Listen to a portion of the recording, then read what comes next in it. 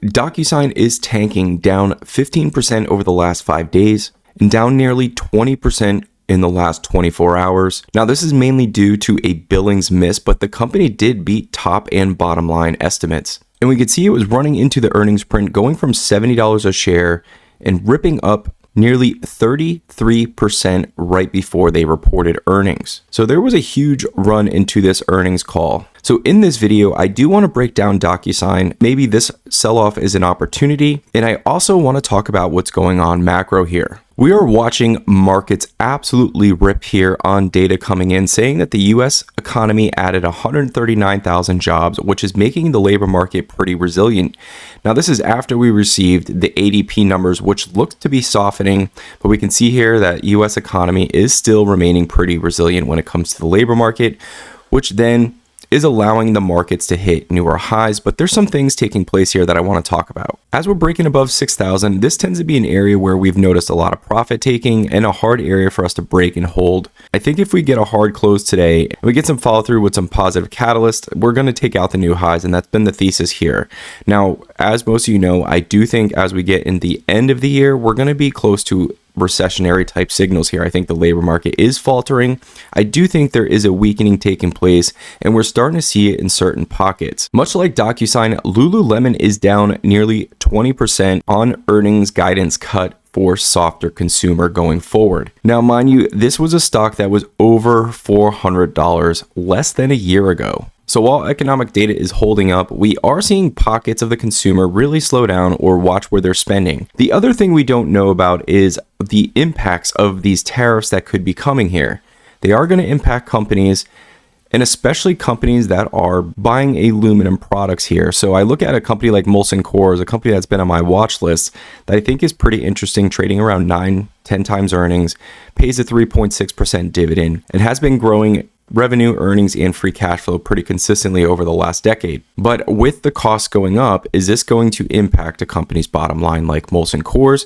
We can even think Coca-Cola, we can think Pepsi. All these aluminum cans, are they going to start getting a lot more expensive? And how does that impact their bottom line? So that's something I did want to bring to your attention. Along with that, I want to talk through REITs really quick. With that strong data coming in, we are seeing that correlation we've talked about before, where the market is now ripping up, and with that, yields are following that market. October lows brought in yields coming in low, and we can see that yields have been ripping up and the market has been ripping up with yields as well. Where do we have to be concerned here? Companies that are carrying high debt that need to refinance, and REITs specifically. So if you're seeing REITs ripping up on yields going up, that tends to be a contradictory type of trade here and a knee-jerk reaction.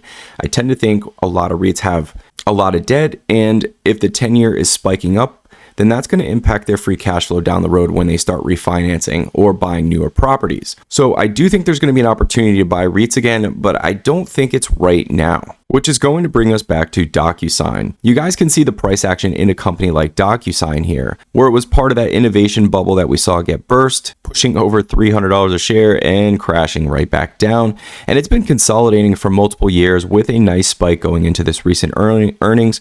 And so now we have to kind of sift through all this information and figure out, while taking our emotions out, what could we be looking at for fair market in a company like Docusign? I mean, this is a company that has been growing its revenue pretty consistently, but as we see it growing its revenue, we're starting to see that revenue decelerate here. So we're probably looking at mid-single digit type growth rate going forward for a company like Docusign. We got price targets as low as 65 and price targets as high as 124. Are they going to start implementing some new ideas that's going to reinvigorate top line revenue growth and get it back to double-digit growth rates? You know, if that's the case, then you are buying a stock, I think, pretty cheap here, with JMP Securities giving it a buy with a 124 price target. Dan Ives is still bullish on the stock, giving it an $85 price target, coming down from 100. So we're going to start plugging in these numbers and get an estimate of what we should be paying for the stock. This is definitely a company that has very strong free cash flow margins here, doing over $800 million over the last couple of years of free cash flow, while doing about $3 billion of top line revenue.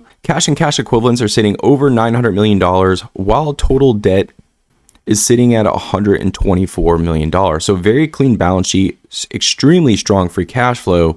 And we come down here and we can see that they have been buying back stock, and they did announce that they are doing a pretty significant buyback now. So when I was looking at margins, the EBITDA margins are coming in right around 10% and they're growing. But the problem is this, their free cash flow margins are massive. But we take a look at here and we take a look at net cash provided by operating activities, and it's at 251, which is actually down on the year.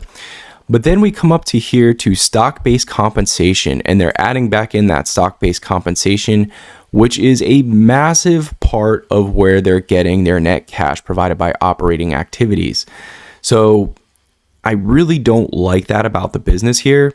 Now, this is something that's pretty common with a lot of newer businesses. We see it with a lot of popular businesses. So if we did take out the stock-based compensation expense that they're adding back into net cash provided by operating activities, we're actually looking closer to about $100 million a quarter of net cash provided by operating activities. So if we look at the multiple to put on the stock, we can see here that from a forward basis, it's trading around 17, 18 times versus industry standard of 14.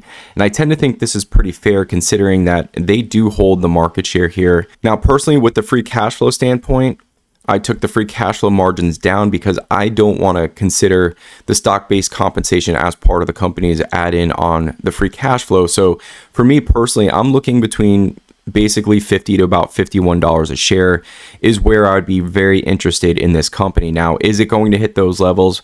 Might not hit these levels, but that's where I think it makes sense. I'm putting a premium multiple on it at 18 times, which gives me a future value of about $120 to maybe $130 a share by 2032.